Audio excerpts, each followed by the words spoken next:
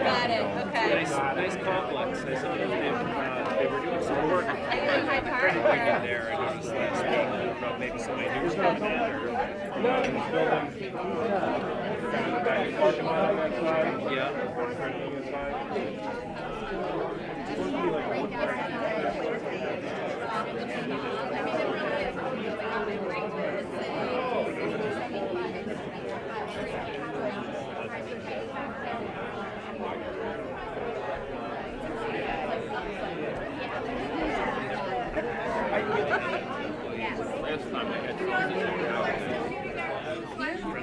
We got a bunch of, we had to put together a bunch because we just had done something. Astor did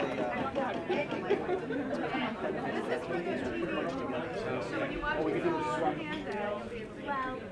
swap out some of the Astor stuff. But speaking of that, I want to thank Fred Cartier, who's always here to get us on film. He volunteers his time for us, so we all owe him a big thank you. Thank you for coming out to the beautiful Taconic Retreat and Conference Center. This is our third time being out here. We keep changing the time of the year so that you get a different feeling for when we're doing it. Because it's so warm and it's summertime, the windows are the blinds are closed. So we'll come back in the fall and the spring when the windows are open. It's really beautiful. But thank you to Veronica Tumbarella, who helped organize everything. She's standing in the back there.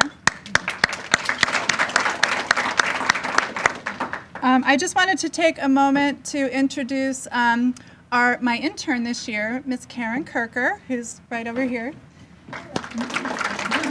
She just finished her freshman year at Siena College, and she was our scholarship recipient last year. So I'm thrilled to have her helping me out in the office this summer. Tomorrow, we have a ribbon cutting at Evoke Style. It's a new clothing and shoe store in town. It's where Gallery Lodo used to be, so it's between Workers and Dreamers and Huck Hill's office. So that's tomorrow at 4. She has lots of nice things planned, great refreshments and some prizes. We also, the July Business After Hours is going to be at the newly renovated Rhinebeck Kitchen and Bath that was formerly Country Cupboards. Bill and his crew, I don't know if did everybody get to the Country Living Fair, I hope? Show of hands, anybody? That went, it was amazing. I think they're coming back next year, so I really, really recommend getting there. People were thrilled. They were from all over the country. We handed out 500 of our membership directory and visitors guides to people that are coming back for sure. A lot of the vendors were like, we're going to come a week early, stay a week later, bring our families. People were absolutely captivated by the area. So it was wonderful, and I think it will be even bigger and better next year, so please don't miss it next year. But anyway, I got to that because Bill Schaefer and his crew did the kitchen stage, and then they set up 5 other kitchens in the horticulture building, so they had a great showing, and they did a really, really beautiful job. They have some really beautiful things. And then hopefully all of you got to take a look at our young entrepreneurs' business ideas out in the lobby. I was so proud of them. We were supposed to do their trade show at the Business After Hours in the courtyard, which we got rained out of. So I'm sorry that a lot of them were not here, but we do have one representing them. I'm very proud of my daughter, Maeve. Raise your hand. So please, if you haven't taken a look at them before you go, they put a lot of time and effort in. They worked the whole school year. Many of you got to come in and meet them and talk with them and tell your stories. And I think everybody walked away pretty impressed with this group. We had from 7th graders to a senior and every grade in between. And it was a really, really wonderful experience. I wanted to thank some of our sponsors who are here. So Barbara Markell is representing John Ullman and Associates. They were a sponsor. And Kathy Ferrucci and Hudson Valley Federal Credit Union, thank you so much, both of you. Without your support, it wouldn't have happened this year. So I really thank you. It was a wonderful, wonderful thing, and we'll be doing it again next year. So I think really we have a lot to get to. So I just at this time want to ask, excuse me, my friend Kim Gomez to come on up.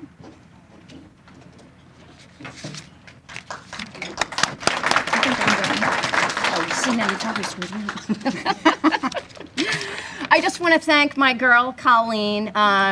Colleen is generous enough to do all the work for arranging this and just let me come on board and bring my chamber with me. So I really want to thank her so much for everything she does. She is an amazing woman and a good friend. And by the way, also going to be playing soccer with me this summer in a tournament that we're doing for breast cancer called Goals for Hope. And last year, Colleen, I had actually done it many years ago, and Colleen did it last year and was black and blue from like here to there. So anticipate that both of the chamber executives are going to be really banged up in the month of August, and you know, it's no reflection on the chambers. So anyway, I just wanted to mention and thank Colleen so much.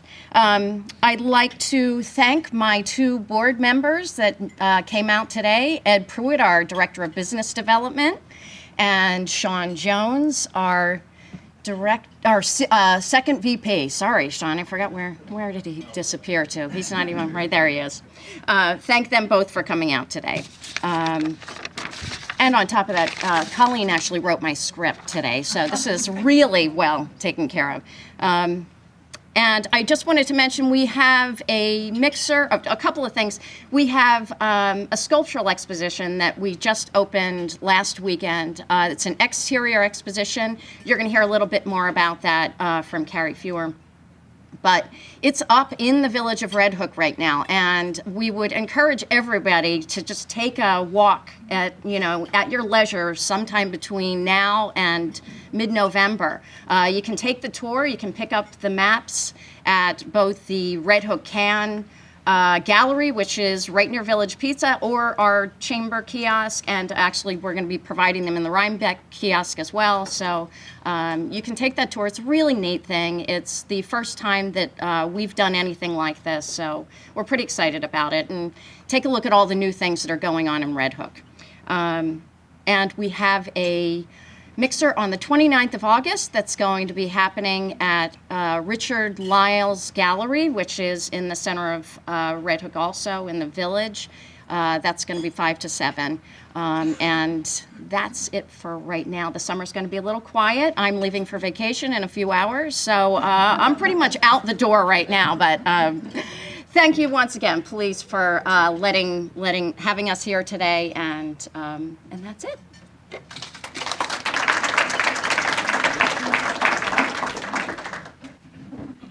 Good morning. I'm Sean Kemp. I'm the president, the new president of the Rhinebeck Chamber of Commerce. It's not a problem. Easily forgettable. Thank you all for coming today. I want to thank our board members as well. I know our new board member Janet Trupiano's here, Vicki Hack's here, Kyle's here, Tom Jasewicz is here. If there's anyone that I missed, please raise your hand. But I do thank the board of the Rhinebeck Chamber of Commerce coming out to today's breakfast. I also would like to thank our sponsor, Ed Mercier from Wells Fargo Advisors. Ed, if you'd like to come up for a moment and say a couple of words. Want to give me the mic? That's the work we can do. Yeah. I'll spare you. Let's get to the speaker. You paid for it, so you got it. All right. I'll just say, you're good. If you're here, you're not retired. We can help you with that. All right. I'd also like to introduce Michelle Barson, Membership Relations Manager for the Business Council of New York State. And she's here today with Mr. Lev Ginsburg, Director of Government Affairs, with the Business Council's advocacy on health care and insurance, workers' compensation, and unemployment insurance issues. Mr. Ginsburg has a lot to cover today, so I won't bore you with too many details about his past, but he's a very accomplished individual. He's an attorney, graduate from Benjamin N. Cardozo School of Law. Worked with T-Mobile doing leasing issues. He was also affiliated with Senator, late Senator Arlen Specter. And now he's most recently served as staff attorney and supervisor with the former governor's office of regulatory reform. He handled stakeholder outreach and regulatory oversight over numerous state regulatory agencies, and his regulatory oversight work covered a broad range of issues, areas, and with a focus on health and labor regulations. And today he's here to talk about the Affordable Care Act and New York's healthcare exchanges, which I believe we should all be interested in because, correct me if I'm wrong, I think October is kind of a pretty big deadline that's on the horizon. So please welcome Mr. Ginsburg.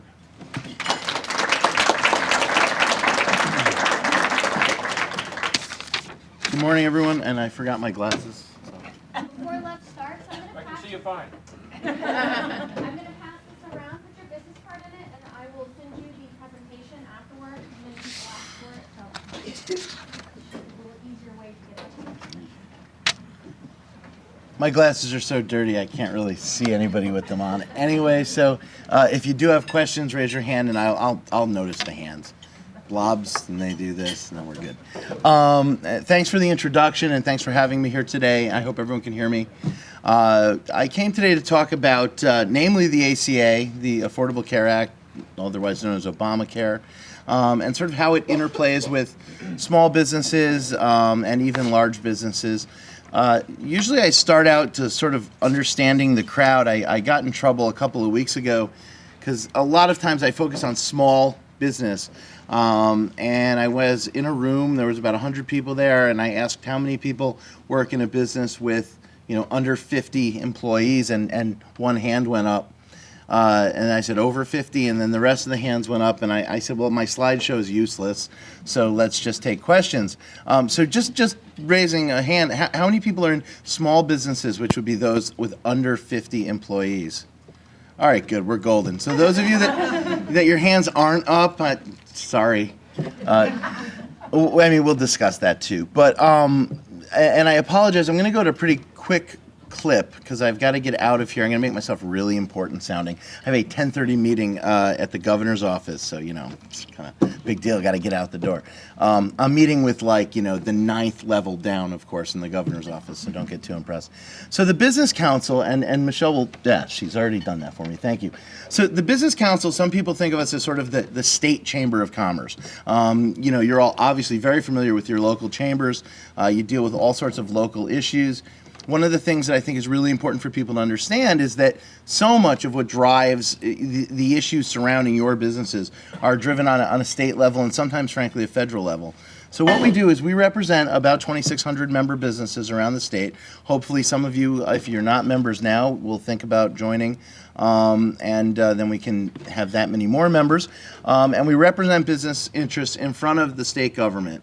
So that includes both the legislature, which just, we can go to the next slide, I think, which we kind of get into what we do. We represent in front of the legislature, which actually the session just ended this last week. It's always a good time when session ends. It was like 4 a.m. Thursday night, 6:45 a.m. Saturday morning is when the Senate finally went out. But we spend, the better part of those 6 months advocating in front of the legislature for business. And then what we also do that a lot of other organizations sort of lack is we spend a lot of time advocating in front of regulatory agencies. And that's probably something that a lot of you have actually had to deal with on one level or another. In my bio, it says that I worked for the Governor's Office of Reg Reform, and I had the pleasure and sometimes displeasure of working for 4 governors in that capacity. And what we did is reviewed all the regulations that were proposed by almost every state agency and made sure that they weren't overbearing and overburdensome on business. We weren't always successful, I would like to add. I mean, we were overridden by the governor's office at large for political reasons on a regular basis. But there is a huge amount of regulatory oversight in the state of New York. It's probably your greatest burden, and that's really where the Business Council really shines, is that we have the ability to really get into the agencies and do some work. So today, for instance, I have a meeting about an issue that is, without getting into the details, it stems from a Department of Health guideline change in a letter that they sent to the laboratories that do vermiculite and asbestos testing for the state. So This is something that has no public review, that has really the public knows nothing about, but has a tremendous amount of impact on anyone who's doing construction, on anyone who has liability issues. Because what it ultimately does is it says that if you have vermiculite, I'm getting really boring, I know, but if you have vermiculite, over 10% a product with over 10% vermiculite, it's a presumed asbestos-containing product, which means you then have to do asbestos abatement. So today we have a group of businesses coming in to meet with the Department of Health, the Department of Labor, and the Department of Environmental Conservation and the Governor's Office, because that's how many agencies are involved in this one little issue that will ultimately cost businesses multiple millions of dollars. Those are the kinds of things that the Business Council does on a daily basis, and why I don't sleep that much. But we're here to talk about Obamacare, and this is like one of my favorite cartoons. I've been using it, I've been overusing it, and frankly I have no right to use it. I stole it. Don't tell anyone. The beginning is near. So I've been using this cartoon for about 6 months, but the beginning is now really, really near. Because as was mentioned before, open enrollment into the exchanges begins in October 1st, which means we need to really have the ball rolling. So what we do, and I apologize once again, if I'm speaking too fast, just tell me to slow down, and if you want to interrupt me with a question, by all means. But so when I go out and I speak to businesses, you know, there's so much turmoil in our economy, and we have this, I mean, the economy is improving, but it's improving in a way that's we've called this the jobless recovery and a soft recovery, and growth has been really underwhelming actually all this time, and businesses are already stressed. Small businesses especially are already stressed, and I'm getting my water. So, you know, we're in this environment where businesses are already sort of looking at their bottom lines and sort of starting to get pretty concerned about things. And then they hear on the horizon is this huge, huge change that's coming in October and then ultimately January. So, you know, people are freaking out, to be honest with you. I mean, people are really panic-stricken. They don't know what this means for them. So one of the things I try to tell businesses is, like, take the emotion out of this whole thing. Just forget about the emotion for a moment. And you know, try to act strategically. Try to think of this, you know, it's just another business decision. It's not the end of the world necessarily. It is the end of the world for some, but not for most. So I think that ultimately, and those people are not in this room, but it's a difficult time, but it's one that if you pay some attention, it could actually benefit some smaller businesses. I'm not going to, you know, own up to that statement if somebody, you know, holds me to it later. But I think that for some small businesses, this could be an easier way for you to ultimately get insurance. So I could kind of get into the details of the ACA right now. Here we are. Michelle's way ahead of me. Affordable insurance options. So the ACA was designed and was sold to us as the Affordable Care Act. So what it really does, or what it was meant to do, is expand coverage for those that did not have insurance in the country. And it was supposed to make it more of an even playing field when it came to small businesses versus large. You all know that a small business, your options of purchasing health insurance were small compared to those of large businesses. It's also a different insurance product. I mean, or a number of different insurance products. It's also rated differently, if you're familiar with the concept of community rating. So, you know, this was supposed to sort of give small businesses the opportunity to purchase insurance on a more even playing field. See, the one issue with the Affordable Care Act, and if we go to the next slide, it's called the Affordable Care Act, but there was never any part of this that had anything to do with making health care itself affordable. It has to do with making health insurance affordable. There's a huge disconnect between those two things, and that's something that I like people to take away from here. You know, each and every one of you, you know, have either for yourselves or for your employees, you have health insurance, hopefully you have health insurance, and you pay premiums that are probably significant and probably go up every year, possibly even in the double digits. But that, like all insurance products, are sort of a reflection of the loss cost on the other side. In other words, the insurance companies have to make a profit. That profit, as you all know probably, are limited in the state of New York, depending on your product, to 15 or 12% of your total premium. The rest has to actually go to medical dollars. So every time that there's an uptick in medical care costs or health care costs, your premium is going to rise. They're based on each other. So it's not so much the concentration of how much does health insurance cost? It's a question of how much does health care cost? And Obamacare has done absolutely nothing to control that. And if I got to put a pitch in for sort of future things to think about, we've done a huge revamp of health insurance in the country, and we're working on it pretty hard in the state of New York. But nowhere along the way has anyone talked about tort reform, which is something to keep in mind. Trial attorneys, I apologize. I know you do the other side, but I mean, tort reform is probably where I would have begun this conversation if we were going to control healthcare costs. It's just not part of this conversation. It's something to take away from today when you're speaking to representatives, when you're lobbying, when you're doing, issues. It's something to really consider, because it is probably the leading cost driver in healthcare. The need for excess tests, the need to pay for malpractice insurance, and things like that. But I didn't come here to talk about that today. We can go to that slide. Awesome. So New York's creating their own exchanges. So under the federal law, every state has to come up with exchanges, and it's really two exchanges. There's a private exchange, and then there's a small business exchange known as the shop. I bit my tongue while I was eating the bagel, and it's a little bit bleeding right now, so I'm lisping, and I'm sorry for that. It's a great morning. Yeah.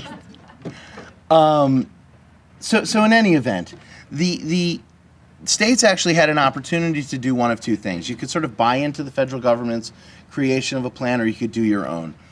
New York chose to do their own, and the Business Council was pretty supportive of that idea. The thinking was, we sort of know the state government. It's the devil that you know rather than the devil that you don't know. And our market is somewhat different than the federal government. And to be honest with you, it sort of works out for the best, because the federal government is so behind the eight ball in this development that they've actually had to delay some of the 2014 implementations for choice under their shop exchange that New York is not going to have to delay, because ours is actually that much further ahead than the federal government. So in any event, about 2 years ago, or about a year and a half ago, in anticipation of the creation of the exchange, New York had the Urban Institute do a couple of studies that are sort of determinative of what to expect out of the exchange. So this is the state, mind you, not the federal, not on the entire countrywide level. But we're expected to gain about 1 million extra people being insured in the state of New York. About 615,000 of those people will be on the individual exchange, and 450,000 anticipated to be on the shop. So those numbers are probably pretty sound. Some of the changes that might affect some of the people in the room are sole proprietors, for instance. I don't know how many people are sole proprietors, but I assume there's a few. Sole proprietors under New York state law that was signed by Pataki back in, I believe it was 96, allowed for sole proprietors to actually purchase small group health insurance as opposed to individual health insurance. They're no longer going to be purchasing small group health insurance as a group of one. They will now be on the individual exchange buying as individuals. So the shop exchange does not apply to sole proprietors. Sole proprietors will be moving to the individual exchange. The shop exchange will apply to those businesses that have employees of 2 to essentially 50. I hope I didn't just confuse the matter, just sole proprietors, individual exchange. Where there starts to be a little bit of contention in some of these numbers is that they determined that they'll lower premiums by 60% for individuals and 20% for small businesses. Now, it's not that amazing of a shot to think that perhaps individuals actually will get a very, very significant premium decrease. And the reason is that currently the individual market in the state of New York for individual insurance products is about 23,000 people who are purchasing it, between 23 and 25, depending on sort of the month. You are expanding a market of 25,000 people to 615,000. So the product price is going to drop incredibly significantly. There's no question about it. The issue is with the small businesses, the 20% drop in premium for small businesses. It's a number that I find beyond completely unachievable. Not only do I not believe that number, but I don't believe that there's going to be a savings. I mean, I actually think that there's going to be an increase. Now, of course, in an individual basis, you might find a product that's cheaper, but I think overall, when you look at the state, there's too many cost drivers built into the system to allow for for these numbers to come true. That being said, when the state of New York publishes numbers and says these are the markers, I start to worry about that they're going to want to reach the marks that they set for themselves.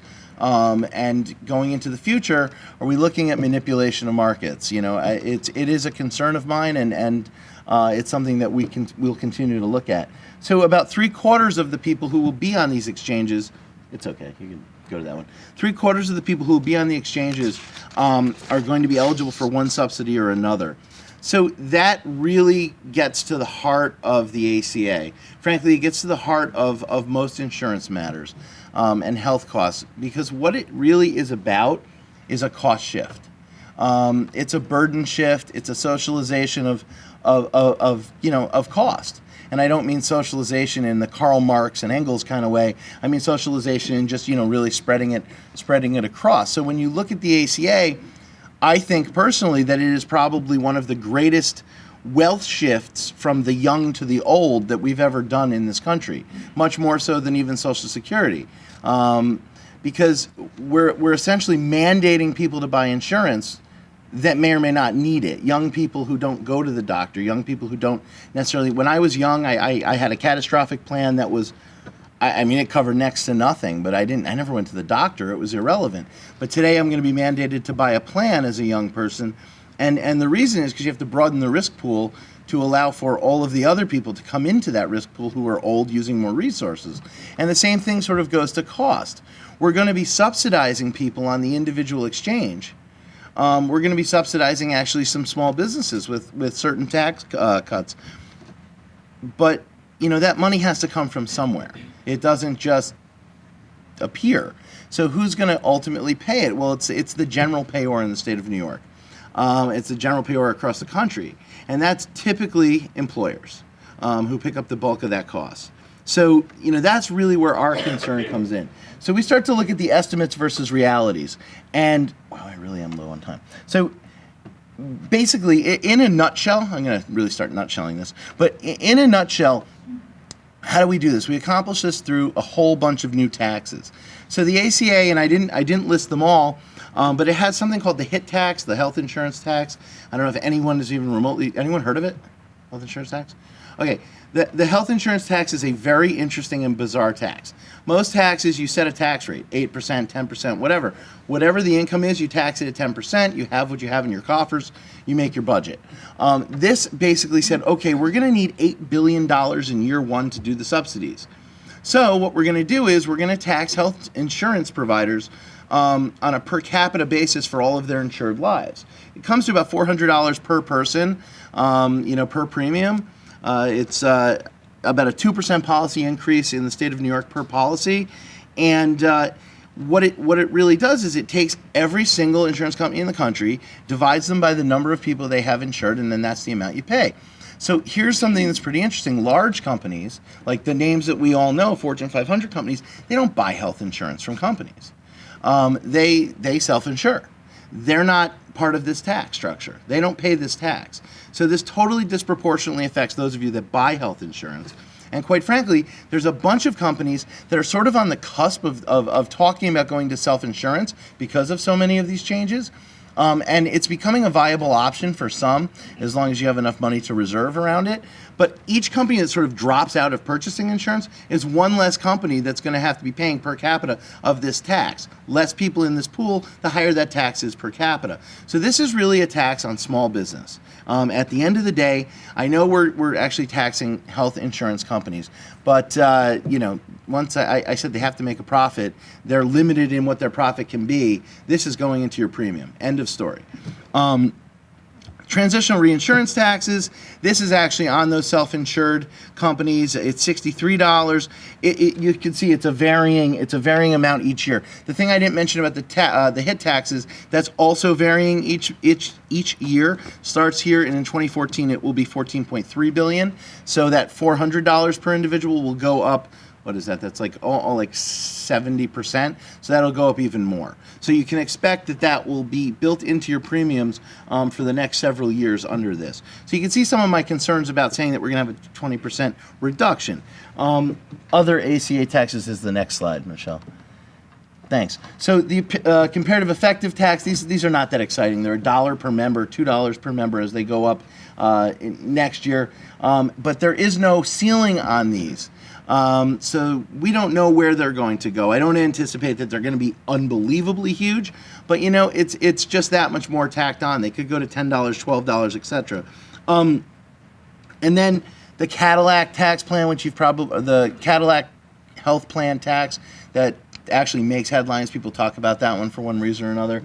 That doesn't start until 2018. I actually think that story is not yet written, or at least finished, because a lot of the unions actually supply those Cadillac plans, and I have a very strong suspicion that they have a very strong lobby with this administration in Washington. So I think that you may actually see a change or perhaps a carve out for the unions. I wouldn't be shocked to see that either, which would be delightful.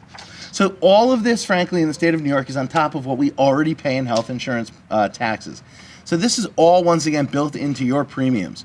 And if you go through these numbers, I mean, they're amazing. $3 billion, $1 billion for the covered life assessment, $331 million just to run the insurance department, which is now the financial services department, commercial insurance premium tax, HMO premium tax.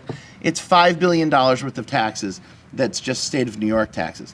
Now, a lot of those taxes, the $3.016 billion, were supposed to pay for indigent health services for, poor people who go to hospitals who don't have coverage. So one would think, okay, here we go. We're in Obamacare. Everybody's going to have coverage. Everybody's going to have insurance. Shouldn't this tax disappear? Well, we can all wait for it. There's no anticipation that this tax is going to go away. Only about $1 billion of that is actually used for its purposes that it's meant to. It's really hard for the state to balance a budget today. I can't imagine $3 billion disappearing overnight just because of Obamacare. So this is sort of the world we live in. We have all of these new taxes, we have all of these new responsibilities, and then we have a bunch of add-on new things that we have to cover in health insurance. So we can go to the next slide. These are employee notifications, things that you would have to do. This is not particularly exciting, but most employers, the thing that I would pay attention to is October 1st, 2013, a notice in writing. There's templates out there at the Department of Labor's website that would tell you what you need to supply to your employees to tell them about the exchange. It's just a template. You're going to end up copying it. What I've been telling people is just sort of keep it in the back of your mind. Pay attention to it, at the end of the summer, because the template is changing. There are things that are sort of in flux, to say the very least. One of the things is, your COBRA notifications, which you all are responsible for anyway now.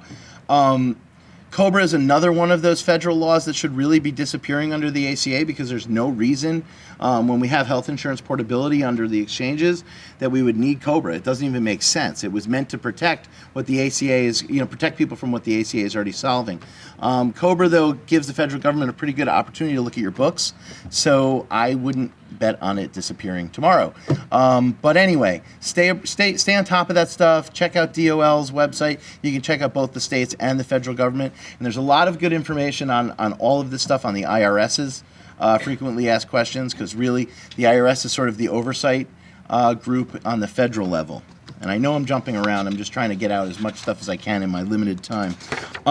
So large employers, I'm sorry. I think everybody's familiar with the fact that if you have 50 or more employees, that you're responsible for covering them for health care. Or you pay a fine.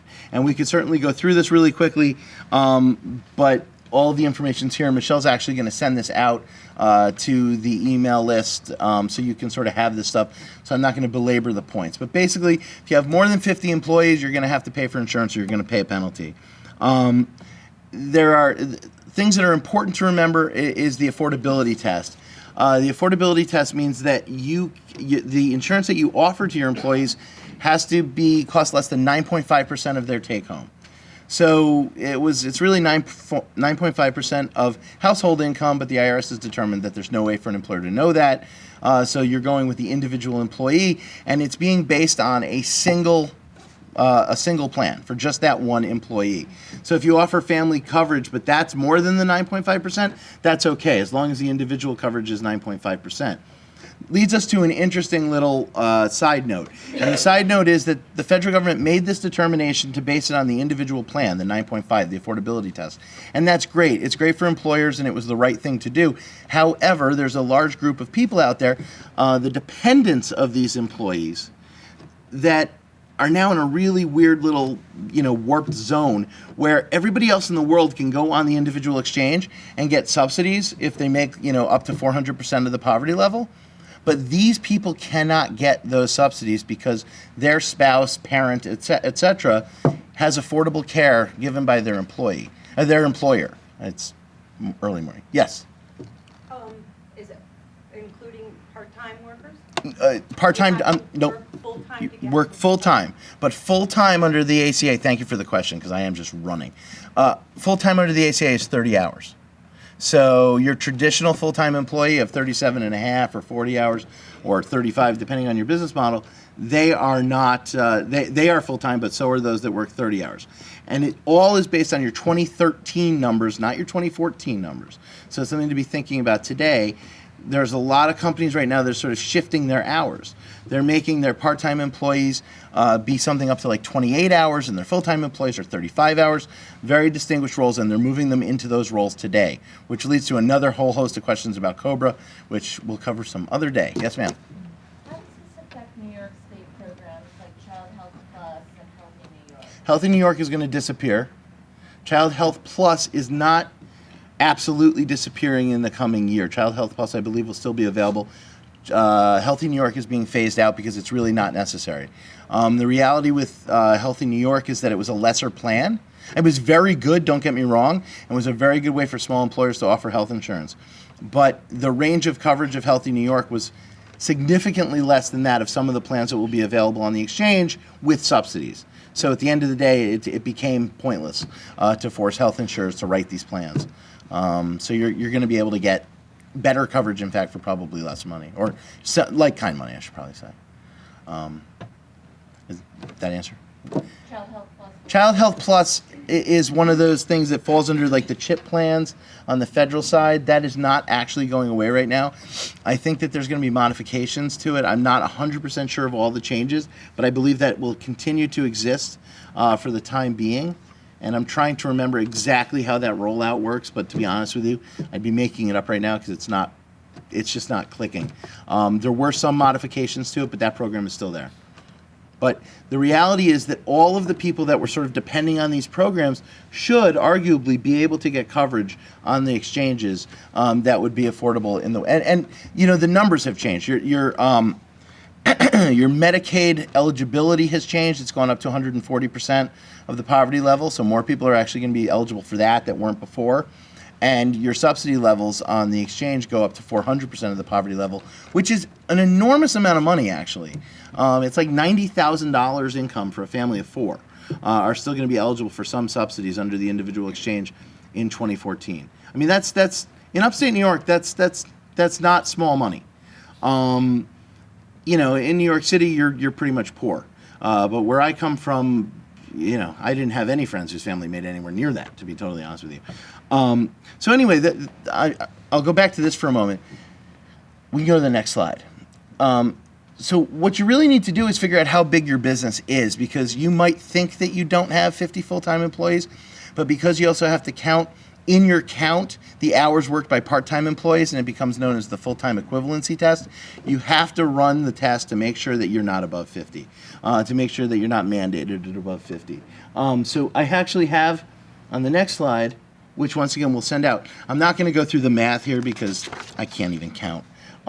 But this is essentially how you go through the test. It's 4 steps. You figure out how many employees you have and whether or not you'll be responsible for the mandated employer. So most of you are probably not going to be mandated. I mean, you're small businesses, you're not going to be mandated to have insurance or to provide insurance. But that being said, there's a host of reasons why you would. And we can go to the next thing. So there's no mandate on the small employer to provide health insurance. There are tax credits available if you purchase from the exchange. They are for businesses that are under 25 employees. There's all sorts of income requirements, etc. What I found anecdotally from talking all over the state on the subject and speaking to people endlessly about it is that you go through 3 days of calculations to get like a $1,300 tax credit, which essentially is offset from your, what you're writing off anyway. Another thing to mention for the large businesses, incidentally, is the penalties that you would incur by not paying insurance are not tax deductible. So your health insurance is of course tax deductible, but the penalties wouldn't be. So when you're doing calculations, these are things to keep in mind. One of the things I would also say, in case I don't get to it because I have but a few minutes, is that when you're making these determinations about the mandates and about whether you are mandated, or even like whether or not you should or should not provide health insurance if you're a small business, I would say always check with your attorneys and always check with your tax professionals, because at the end of the day, these are legal questions. Some of them, the mandate questions, are legal questions, and whether or not you should probably provide have a lot to do with the taxes involved. So I just wanted to throw that out there. We get a lot of calls. I get a lot of calls from businesses saying, well, what does this mean? And what does this mean for me? And what should I do? And I sort of give them broad strokes. I am an attorney, but I'm not their attorney. So I never want to give a definitive answer like that. So you sort of give broad strokes if this is what we're talking about. But if you have real sincere questions about that, pick up the phone, call your lawyer. It's worth the question. It's worth the billable hour. It's always worth the billable hour. The next page talks about the New York Health Exchange, which I sort of spoke about. That's the website to the exchange. It's a pretty not great website at this point. I'm hoping it gets a little bit better. The premium tax credit, which I just mentioned, is only available on the shop. The thing I'll say about the exchange, the exchange is being developed by the state of New York under an executive order through the auspices of the Department of Health. Its executive director is a woman named Donna Frescatore. Donna is a true professional. She comes out of the New York State Medicaid office. She really knows what she's doing. She really understands, sort of health programs. But what's interesting is that they put it under the Department of Health rather than under DFS, which is really the insurance agency. But they work together, and they're real professionals, and they've got a huge job, a huge and painful, horrible job. They have to have all this done by October. I don't know whether they're going to get there. I mean, they seem to think that they're going to. They've got an RFP out for about 800 employees for call centers. They're hiring as we speak. But I'm up here and I'm doing a lot of critiquing, and I just don't, this is not because New York State does not have great professionals who are really out there working their butts off to try to make this work. This is just an amazingly insurmountable task that was, thrown over by the federal government, which they're undertaking and trying to get there. The next page has sort of some dates that to take a look at that we mentioned before. October 1st, open enrollment begins for the January 1st, 2014 coverage. And then the other thing to mention is that on January 1st, 2015, the exchanges have to be self-reliant. They have to make money for themselves. They have to be able to stand alone. There'll be no more federal money to run them. So that really leads to the question of how the hell is this going to happen, pardon my language, because it's really a big question, because we don't know if anyone's even going to show up in the shop exchanges. The individual exchanges, you're definitely going to have people show up because of the subsidies, but we don't know if anyone's going to show up in the shop exchanges. So it leads to other questions like, what are we going to do in 2015? Are we going to merge markets? Are we going to take the small group and the individual market and make it one? Because the health insurance, community really, it's really scary, because while it might continue to drive individual premiums down, small businesses are going to see their premiums continue to rise, because once again you're going to be more burden shifting, and so that's really like one of the things that I'm going to be focusing on for the next long time, year and a half, is sort of where we're going, and how to make sure that we can prevent the worst of it from happening. So we could skip the provider dates. Essential health benefits, I'm not going to go through the list, but this is what the parameters of a health insurance plan are according to the ACA. It has to cover all of these things. There are 3 different things on this list that our plans did not cover in the state of New York. You can go to the next page. So we had to pick a benchmark plan. So back in last October, we picked the Oxford EPO. The Oxford EPO lacked pediatric dental, vision, habilitative services, mental health, subsidy parity. In order to get most plans up to the in order to get the Oxford plan up to the standards of the ACA, premiums for that plan would have to go up about 2 to 2.5%. Now, if you had a richer plan than the Oxford EPO, if you had more benefits than the Oxford EPO, then your premium increase based on the ACA's essential health benefits would not be as severe. If you had a less rich plan than the Oxford EPO, which a lot of people in the state had a less rich plan, then your premium is going to go up that much more than 2%. To get us to the essential health benefits. So we're talking about probably an average increase of 3.5% on your premium, plus the 2% I talked about earlier is a 5.5% increase on premium, and that really doesn't jive increase in premium that we talked about on the slide towards the beginning of the presentation. That being said, there's different ways to deal with the expense and the increase, and one of those is the differences in actuarial values of the plans that you can buy. So if you go to the next slide, plans are going to be available in these different. I have 3 metals there, but there's really 4: bronze, silver, gold, and platinum. If you ask me, they're really the same plan. They're just a different actuarial value. So you're either paying up front in a premium. And less in your copays, or you're paying less up front in a premium and more in your copays. But it really does matter as an employer. What you want to pay up front, what you want to get your employee to pay. So it's something to pay attention to. What's going to be available on the shops for an employer? It's still sort of unknown. We don't know what full participation is going to look like on the exchanges. And if we go to the next page, and this is really the stuff. Sorry. Yes. I thought on those bronze and Yep. those coverages were like, if I needed eye care, I would go into that brand, the bronze, the silver, and the gold, or No. brands of what you need. Not necessarily. That's not actually. There's a little bit of truth to that, but the more general principle is, if you got, you get Plan X from Company Y. Your gold plan is going to be that your premium is $500 a month. I'm going to throw it out there. Your copays are going to be really nominal, $10 for this and whatever. Bronze would probably be the same coverages. You'll probably be paying $350 a month. Your copays would be $60. That's really, when you talk about actuarial value, it's just they're like the same. They're the same risk level for the company. It's just how you're paying it. So the benefits.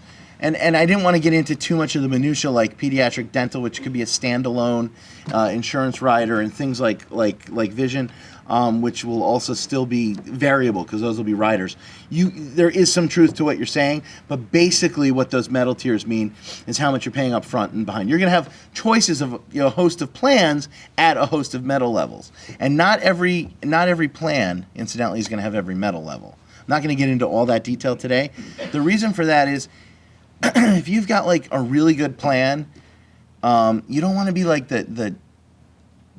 or a plan that, let's say, very rich in benefit but would be not particularly lucrative to the insurance company. If they are the cheapest, bronze plan available, they're going to get swamped. Everyone's going to go to them, and they're going to go out of business because they're not going to be able to make a living. So that's really what those actuarial values are about. Before I run out of time, I do want to go over the choices for small business because there's a host of them. So you can utilize direct purchase, which almost nobody does in the state of New York. You can utilize your broker or chamber. Some chambers sell insurance, others don't. About 88% of the small group, insurance market in the state of New York is purchased through brokers. We don't anticipate a huge change. Brokers tend to be the ones that really kind of know the products best. I'm not saying run out and have to use a broker, but one of these slides will say it. Actually, the next 2 slides will say it. But if it ain't broke, why fix it? Brokers will be able to purchase you insurance on the exchange or off the exchange if they get themselves certified on the exchange. The products that are available on the exchange should by and large be available off the exchange also. So there's not necessarily a gigantic incentive to do business on the exchange. If you want to take advantage of some of the tax credits, then certainly that's available. So you can also go directly to the shop and go. It's going to be an online, like they say, like Travelocity. But on Travelocity, you don't have to spend 2.5 hours putting your tombstone information down. And when it comes to subsidies and stuff, it's going to have to all go through Social Security, because your Social Security number, and through the IRS to see what your incomes are and your eligibility levels. So in any event, the takeaway from here is this is one of the positives probably for small business. You have a lot of shopping options. Whether you want to use them or not is something else. And I do anticipate most people will just buy through their brokers like they have.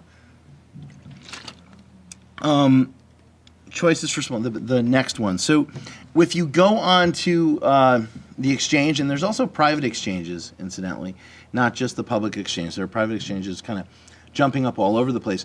You'll have the ability to buy products, sort of like a whole slew of products, like from a ton of companies, or you could tell your employees they could buy just about anything. One plan, they could buy from any insurer, they could buy any tier level. So you could say as an employer, I'll buy you anything you want, but it's got to be bronze. That way, more of the copay falls on the employee rather than the employer. So you do have like these options, which, you can go to the next slide. We talk about using producers. 88% of small group coverage in New York is purchased through brokers. Most will continue. And most brokers, we think, or many brokers at least, will be able to buy on the shop. And then if we go to the next page, this is sort of what I was just alluding to. Defined contribution and private exchanges. So you're going to see some private exchanges pop up. I don't know if they're going to pop up in your market.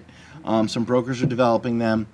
So I kind of think that we're at a point where we're going to see a shift in how we purchase insurance, or how employers purchase insurance. So in the 1950s, when employers started offering health coverage, it was sort of to incentivize. It was a greater incentive to get people to come and work for them. And there are some advantages to the employer too, because you're increasing what you're giving out as compensation, and yet you're getting a tax deduction for that amount. However, we all know that the cost of health insurance has just gone up tremendously, as the cost of health care has gone up tremendously throughout the state and throughout the whole country. So one of the things that we've gotten so used to is this defined benefit. You as an employer, you go in and you pick, Company X's plan, and it's got this coverage, and all your employees are in it, and that's that. Next year, they go up 17% in cost, and guess what? You're stuck with 17% increase in cost. Because of the exchanges, because of the concept of exchange, we're sort of going to see a shift from defined, that would be the defined benefit. Here's the plan. You have a defined benefit, to a defined contribution. So you as the employer can say, okay, I'm going to put $300 a month towards your health insurance. Here's the exchange. Buy whatever you want. Or buy anything that's in this tier. Or buy anything that, any company or anything under Blue Cross. Or, you have that freedom. You don't have to make the choice of what your employee buys anymore. It's not a defined benefit any longer. You're just defining what the contribution is. The other beautiful thing to that is if next year healthcare costs go up another 8%, but your business has not grown 10% to cover the 8% increase in that, you can say, okay, we're doing the $300 a month. There's our defined contribution. Shop wisely on the shop. So you're not necessarily married to the same increases in the expense of healthcare under a defined contribution. This is not me necessarily advocating that you all take that route. I'm just saying that this is one of the changes I foresee going on in healthcare. Mind you, the never-ending shift in cost. Someone's always going to be having to eat this. So, at some point, if you're offering too poor of a benefit to your employees, they're going to take notice, and they're going to eventually go elsewhere. But it is going to be a significant shift in how we do things, and it puts a little bit more responsibility in the hands of the employee to sort of pay attention to their health care costs. Not unlike high deductible plans, which really we're showing evidence of working and doing that too. So I think that was that. So then there's the option, of course, of dropping coverage, which, it has its benefits, obviously. Certainly hear all over the state people saying that they're going to do it. But I think that goes back to the beginning when I'm talking about acting rationally, acting strategically, rather than acting emotionally. I had one employer call me one day. This was quite a while ago. It was sort of after the Supreme Court made their decision last summer. And he said, well, they voted for him. They can have it. And that's it. Totally his prerogative, but I don't know that that's necessarily what good business is. I mean, there's too many reasons to insure employees. I just think that then there's a lot of options to try to keep it a little bit more affordable, even as premiums are bound to go up. So it is something that companies definitely have to think about. As I said, you're basing a lot of your stuff on what's going on in 2013, who your employees are in 2013, the look-back period, the amount of employees, the amount of time that they work. We can go to the next one. Things to consider moving forward. Of course, the advantages of covering your employee are the tax advantages. I mean, really, at the end of the day, it is a cheaper way to compensate an employee for a whole dollar amount. The downsides are, of course, the ever-increasing costs. This is really what I do every single day, is fight the increases of costs on health insurance.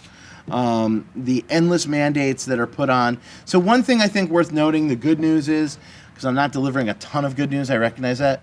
One of the really things I can tell you that's good news is New York was overburdened by health insurance mandates for so long, and so many, we have like 50 of them, that our insurance was so expensive already that the ACA is not going to lead to an outrageous increase in your premiums. 5%, 6%, 7%, 8%, 9%, 10%. They're horrible sounding, don't get me wrong.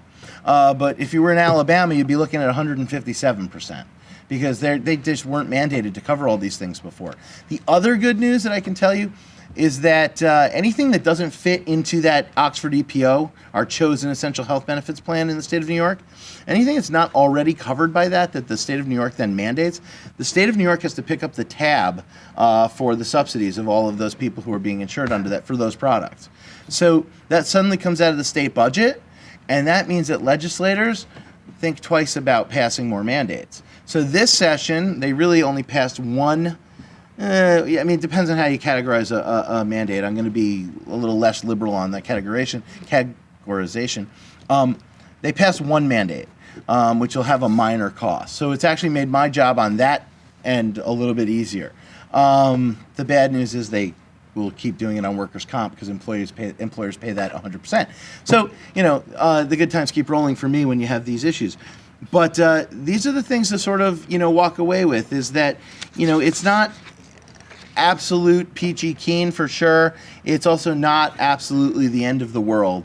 And you need to take some really, really big looks at your business, how you're doing business now in 2013, how many employees, what you want to do going forward. And when you're making decisions, please just contact your professionals, be them tax or legal, and make sure that you're doing the things the right way. The last thing you want to know, is find out in the middle of 2014 that you made a mistake along the way. One more thing, and this is a question I always get, so I'll answer it now.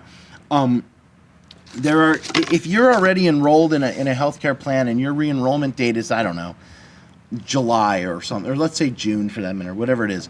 So you're going to re-up this month. And so you're going to start January of 2014, under a 2013 plan.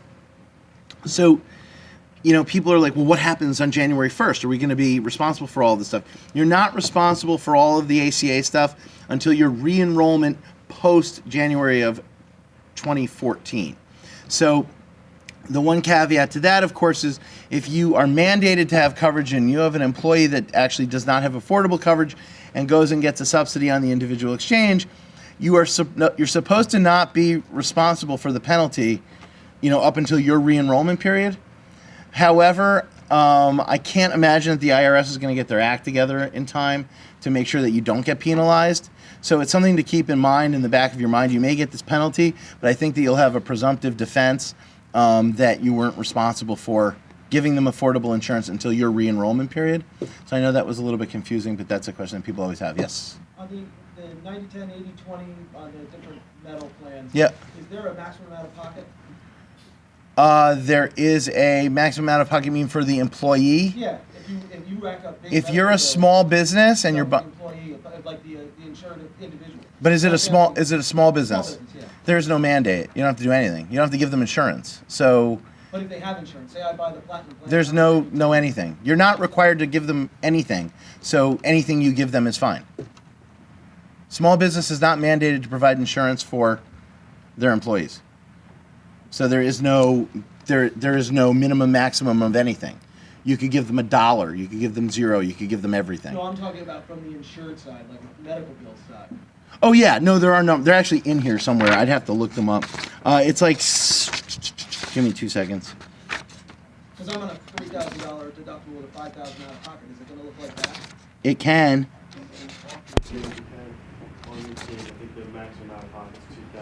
It's a little more than that, I think. I just need to find it. I just don't remember off the. 2013, $62.50 for a single. 2014, $12,500 for a family. That would be your premiums. So the out-of-pocket deductible, off the top of my head, I don't remember on the exchange. But I think But they're in there. I believe there are some limitations. Yeah. But we just let them know that some companies are trying to break into common ownership. Just talk about that. Oh, okay. So common ownership, that's for large businesses, or that's for employers of over 50.